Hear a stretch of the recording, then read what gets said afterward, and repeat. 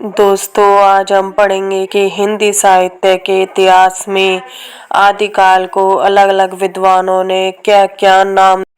आचार्य रामचंद्र शुक्ल ने वीरगाथा काल कहा है। उसका समय बताया है 1050 ईस्वी से 1375 ईस्वी। हजारी प्रसाद द्विवेदी ने दोस्तों आदिकाल नाम दिया है। उन्होंने बताया है समय 1000 से 1400 ईस्वी। कवि नगेंद्र ने बताया है आदिकाल को आदिकाल नाम दिया है। उन्होंने 7वीं शताब्दी से 14वीं शताब्दी तक समय बताया है। रामकुमार वर्मा ने आदिकाल को संधि काल तथा चारण काल कहा है। उन्होंने इसको दो भागों में विभाजित किया है। पहला तो है संधि काल, दूसरा है चारण काल। संधि काल का समय बताया है 750 ईस्वी से 1000 ईस्वी तथा चारण काल का समय बताया है 1000 ईस्वी से 1375 ईस्वी। दोस्तों, गणपति चंद्रगुप्त ने आदिकाल को प्रारंभिक काल नाम दिया है। उन्होंने समय बताया है 1184 से 1350 ईस्वी। दोस्तों, श्याम सुंदर दास ने आदिकाल को आदिकाल नाम दिया है। उन्होंने बताया है समय 1050 से 1400 ईस्वी। और मिश्र बंधु ने दोस्तों आदिकाल को आरंभिक काल नाम दिया है। उन्होंने समय बताया 700 से 1343 ईस्वी। सर्वमान्य मत है कि आदिकाल को आदिकाल कहा जाता है तथा सर्वमान्य समय है 1000 से 1350 ईस्वी।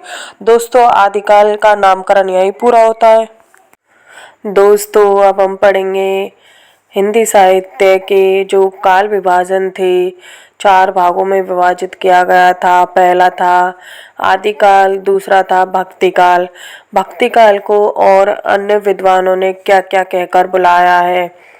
आचार्य रामचंद्र शुक्ल ने भक्तिकाल को पूर्व मध्य काल कहा है। उन्होंने इसका समय बताया है 1375 से 1700 ईस्वी पूर्व। हजारी प्रसाद द्विवेदी ने भक्तिकाल को भक्तिकाल कहा है। उन्होंने समय बताया है 1400 से 1600 ईस्वी। डॉक्टर नागेंद्र ने भक्तिकाल को भक्तिकाल कहा है। उन्होंने समय बताया है 14वीं सदी से 14वीं ईस्वी से 17वीं ईस्वी तक। रामकुमार वर्मा ने भक्तिकाल को भक्तिकाल कहा है। उन्होंने समय बताया है 1375 से 1700 ईस्वी। गणपति चंद्रगुप्त ने भक्तिकाल को पूर्व मध्यकाल कहा है। उन्होंने समय बताया है 1350 से 1600 ईस्वी।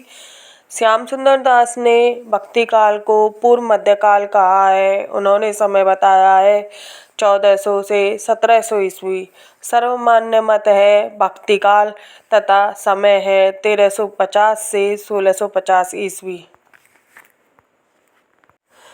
हिंदी साहित्य के इतिहास को चार भागों में बांटा गया है, जिसमें तीसरा भाग है रीतिकाल।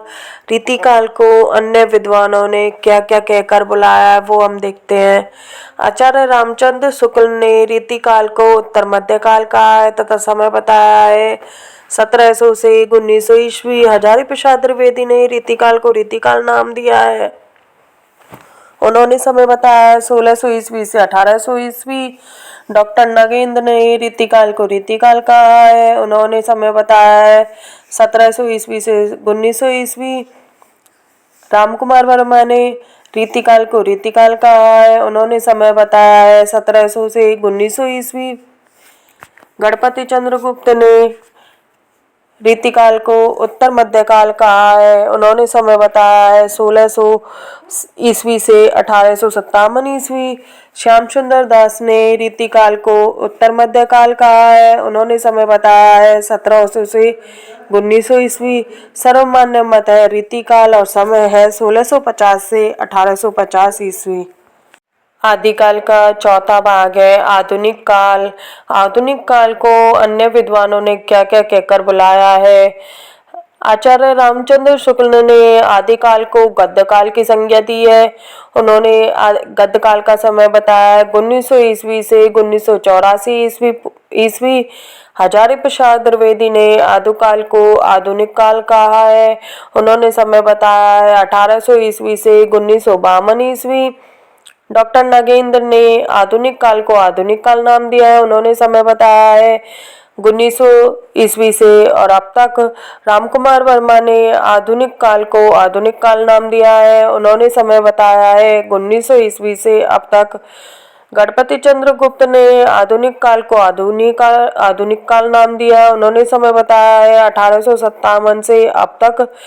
श्याम सुंदर दास ने आधुनिक काल को आधुनिक काल नाम दिया है। उन्होंने समय बताया है 1900 ईस्वी से अब तक। सर्वमान्य मत है आधुनिक काल दो और इसका समय है 1850 से अब तक। दोस्तों, इसमें आधुनिक काल को आधुनिक काल नाम ही दिया है अधिकतर विद्वानों ने, लेकिन रामचंद्र शुक्ल ने आधुनिक काल को गद्य काल कहा है, ये अलग है बस।